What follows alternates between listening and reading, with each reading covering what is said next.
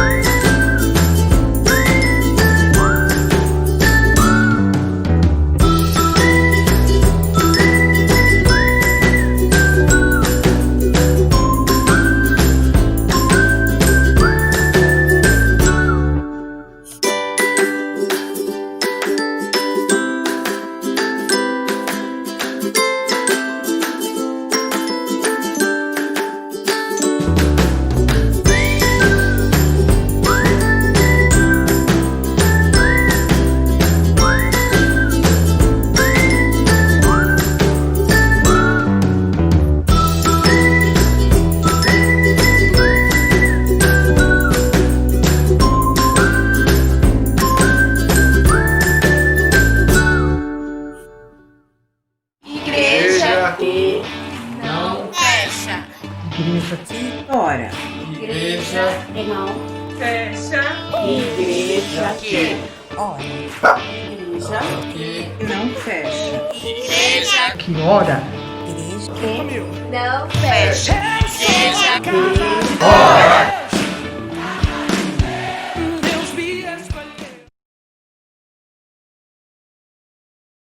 T5 do cantor cristão.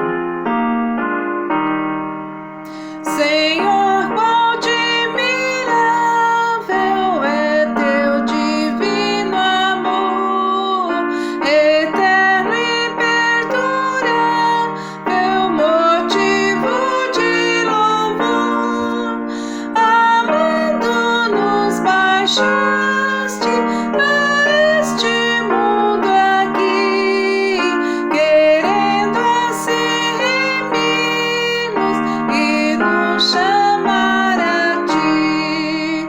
Tu por amor provaste a nossa condição e por amor levaste a nossa punição.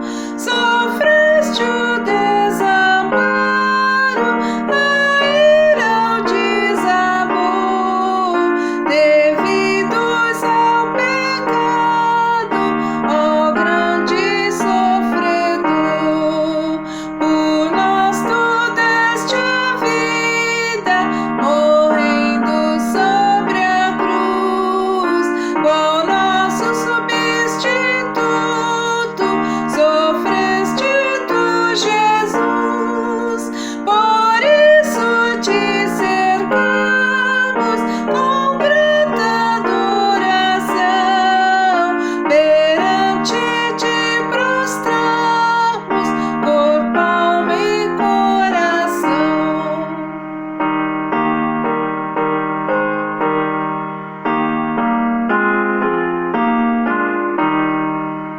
E não julgamos pouco em prova desse amor, e ser-nos permitido servir-te aqui, Senhor. Ou seja, em culto alegre, ou seja, no sofrer, ou seja, nos trabalhos, segundo o teu querer. Amém.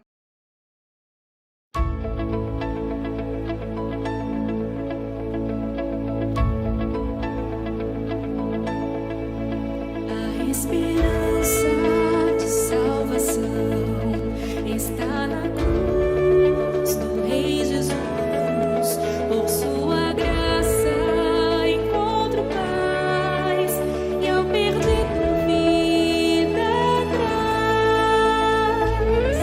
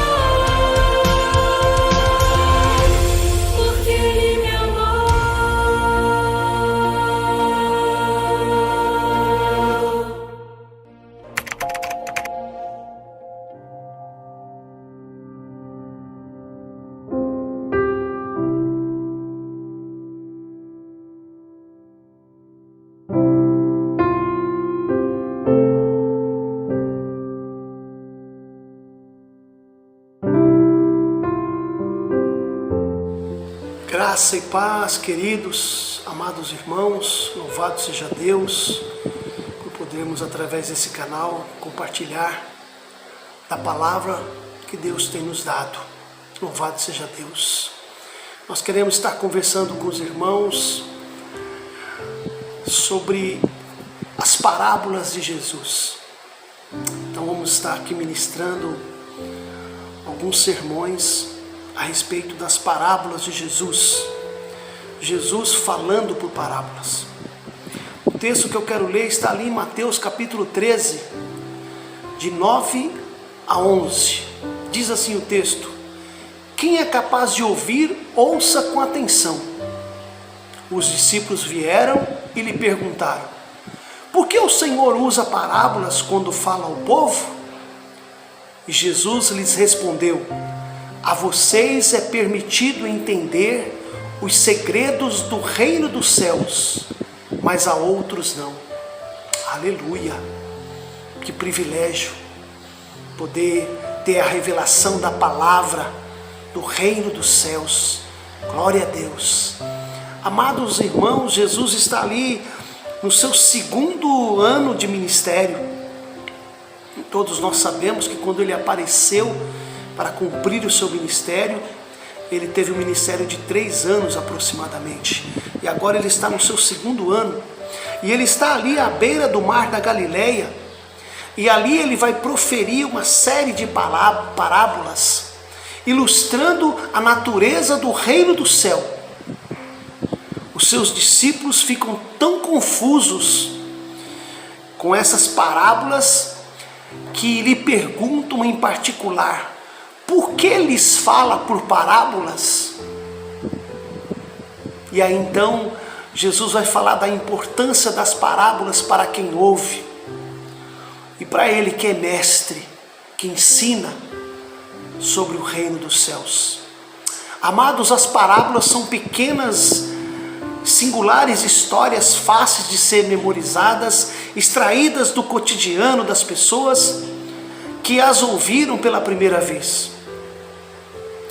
Mas cada uma delas tem a sua mensagem, o seu ensino.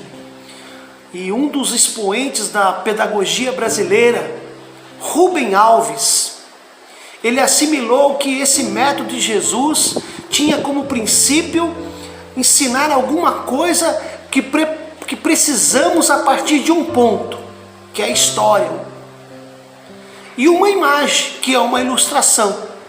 Então Jesus soube pegar essas duas coisas, um ponto da história, mais uma imagem, e transformar numa parábola. As parábolas tinham certamente um lugar especial nos ensinos de Jesus, mas não eram unicamente dele. Aparecem parábolas também no Antigo Testamento. Por exemplo, em 2 Samuel capítulo 12, ali vai falar da parábola do rico, do pobre e da ovelha. Depois nós temos em Isaías capítulo 5, fala da parábola do vinhedo. E Ezequiel capítulo 17, fala a respeito da parábola da grande águia. Tome nota desses textos e leia também essas outras 3 parábolas. Foi um método muito comum na época de Jesus. Os mestres, os rabis, que até então chamados, eles se utilizavam dessa metodologia de ensino. O que então deve ter surpreendido os discípulos não foi o desconhecimento das parábolas em si, mas a forma com que Jesus mudava uma abordagem para eles era desconhecida. Então Jesus vai atribuir essa mudança no ensinamento à mudança de atitude dos seus ouvintes. É nesse ponto que ele quer chegar. Mateus diz que Jesus falava por parábolas em cumprimento das profecias. Abrirei os lábios em parábolas e publicarei enigmas dos tempos antigos. Mateus 13, 34, 35. Fazendo uma menção ao Salmo 78, de 1 a 3. O propósito das parábolas, então, era revelar verdades. Verdades, então, a respeito do reino de Deus. Porém, essas verdades, Jesus deixa claro que é dado aos discípulos conhecer. Ao coração sincero, honesto, estas parábolas trazem luz. Porém, aos corações orgulhosos, rebeldes, elas criam confusão. Mateus capítulo 13, de 11 a 17. Esse é o significado da declaração de Jesus, quando ele fala assim: porque a vós outros é dado conhecer os mistérios do reino dos céus, mas àqueles não lhes é isso concedido. Mateus 13, versículo 11. Ou seja, isto não tem referência a alguns tipos de predestinação, mas a um princípio que Isaías deixa claro para nós ali, Isaías 57, versículo 15. Porque assim diz o alto sublime, que habita na eternidade, o qual tem o nome de santo. Habito no alto e santo lugar, mas habito também com o contrito e abatido de espírito, para vivificar o espírito dos abatidos e vivificar o coração dos contritos. Mas o homem para quem olharei é este, o aflito e abatido de espírito, e que treme da minha palavra. Isaías 57, 15, Isaías 66, versículo 2. Os orgulhosos não conseguem entender o espírito das parábolas, a verdade a qual Jesus está ensinando. Isaías diz isso em relação aos orgulhosos. Isaías 2, versículo 11: os olhos altivos dos homens serão abatidos, e a sua altivez será humilhada. Então, amados, o significado das parábolas nem sempre fica evidente para quem ouve. Depende muito do coração, da posição que a pessoa se encontra perante Deus. Os discípulos de Jesus não entenderam porque ele subitamente começou a ensinar exclusivamente por parábolas. E eles falam isso para Jesus. Ou o que as suas histórias em comum significavam, mas tinha aquela simplicidade no coração que os trouxe de volta, pedindo mais informação para Jesus. Chamaram Jesus à parte e pediu para o Senhor lhes explicar. Nós também temos essa escolha, amados. Quando nós somos confrontados com alguma declaração desafiadora da Bíblia, nós não precisamos ficar em desespero ou em confusão. Nós podemos nos dirigir ao Mestre, ao Senhor Jesus, e pedir para Ele nos explicar. Que o Espírito Santo tem esse poder de iluminar a nossa mente e nos fazer entender. As parábolas são uma janela aberta para que aqueles que ouçam, aqueles que ouvem com um coração contrito, com um coração humilde, possam entender a luz que está sendo lançada. Essa é a ideia das parábolas. Nós vamos aqui falar sobre as parábolas que estão no Novo Testamento, mas também vamos falar sobre aquelas 3 que citamos que estão no Antigo Testamento, totalizando 49 parábolas. E nós queremos iniciar falando a respeito de uma parábola que está registrada em Mateus capítulo 9, 16 e 17. Também está em Marcos capítulo 2, 21 e 22. E também está em Lucas capítulo 5, versículo 36 e 38 a 38. Qual seja a parábola do remendo novo em pano velho e do vinho novo em odres velhos. Na verdade, são duas parábolas que Jesus usa para dar o mesmo ensinamento. É 2 em 1. Jesus vai ensinar algo, e para isso ele vai lançar mão dessas duas parábolas: remendo novo em pano velho e vinho novo em odres velhos. Estão ali, tanto em Mateus 9, 16, 17, como Marcos 2, 21, 22, e também em Lucas 36, 38. Na primeira parte dessas parábolas, Jesus diz que ninguém coloca remendo de pano novo em roupa velha. Isso porque, além do remendo novo não condizer com a roupa velha, o pano novo poderá forçar o tecido velho e tornar o rasgo ainda maior. Jesus está falando sobre a inconsistência ou a incoerência. Não dá para usar um tecido novo e tapar um buraco num vestido velho, numa calça velha. Não dá, é incoerente isso, é inconsistente. E a inconsistência dessa ação fica ainda mais clara no registro feito por Lucas, quando ali no capítulo 5, Jesus diz assim: ninguém tira um pedaço de uma roupa nova para remendar uma veste velha. Lucas 5:36. Na segunda parte, ou na segunda parábola, Jesus reafirma o mesmo princípio desse ensino, dizendo que ninguém põe vinho novo em odres velhos. O motivo disso é que o vinho novo, em seu processo de fermentação, acabará rompendo os odres velhos. Portanto, vinho novo tem que ser posto em odres novos. O contexto dessas duas parábolas, Jesus pronunciou respondendo a uma indagação dos discípulos de João Batista acerca do jejum. Jesus vai responder a respeito dessa indagação dos discípulos de João Batista a respeito do jejum, e Jesus vai ensinar uma verdade contando essas duas parábolas. Os discípulos de João queriam saber por que eles e os fariseus jejuavam, mas os discípulos de Jesus não jejuavam. Então Jesus utilizou esses dois exemplos de fácil entendimento e que tinham a ver com os costumes da época.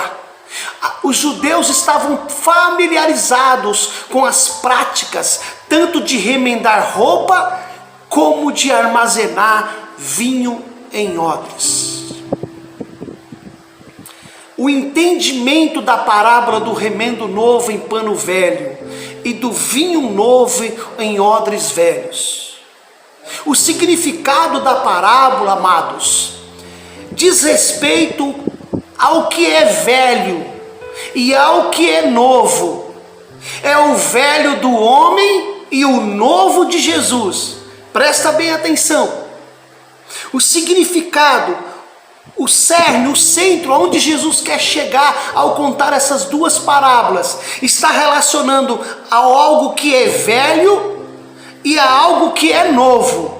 Então, nós temos duas coisas velhas, que são pano velho, que são odres velhos, mas também temos duas coisas novas: pano novo, odre novo. E Jesus está contando essa parábola para mostrar então que há um contraste. Há um contraste entre a velha aliança, a lei, a qual os fariseus, a qual os discípulos de João estavam ferronhamente seguindo, com a nova aliança, a que Jesus veio implementar. Então essa parábola fala que as velhas formas cerimoniais da lei são inadequadas à nova aliança em Cristo. As leis cerimoniais, os rituais cerimoniais não coadunam, não batem, não conversam com a mensagem do Evangelho da graça, de Jesus Cristo, ao falar sobre o remendo novo em pano velho, Jesus está dizendo que é inapropriado tentar costurar a nova aliança nas antigas práticas cerimoniais judaicas. Ao falar do vinho novo em odres velhos, Jesus diz que esses rituais cerimoniais da antiga aliança não comportam a realidade da nova aliança. Os odres eram recipientes feitos de pele de animais. Por causa da elasticidade do couro que se utilizava essas peles. As pessoas utilizam esse material no processo de fermentação do vinho. O vinho novo era colocado em odres para guardar, para armazenar, mas à medida que ele fosse fermentando, a pressão aumentaria e esticaria a pele dos animais, a pele que estava envolta, o odre, melhor dizendo. Um odre velho, ele já havia sido dilatado ao máximo, e ele não ia conseguir resistir a essa fermentação nova, porque ele já estava habituado com o velho vinho que já não fermentava. Então essa elasticidade necessária para um novo processo de fermentação, um vinho novo posto em odre velho, seria um desperdício. É isso aí que Jesus está falando. E tudo isso significa o quê? Significa que os rituais da lei antiga, da lei mosaica, apenas apontavam para a nova aliança.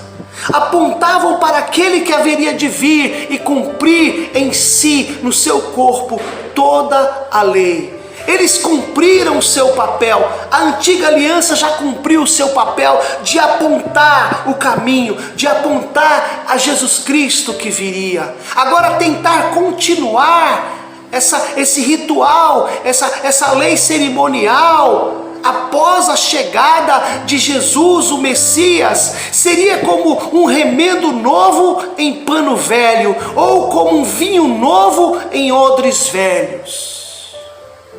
Vimos então que essa parábola foi motivada devido a um questionamento acerca do jejum.